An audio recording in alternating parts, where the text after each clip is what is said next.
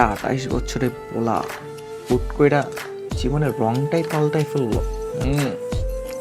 কথা কি হাসাই নাকি মিসা?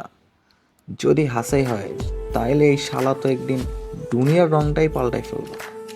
শালার জীবনে গল্পটা দেখেন পড়তেই হয়।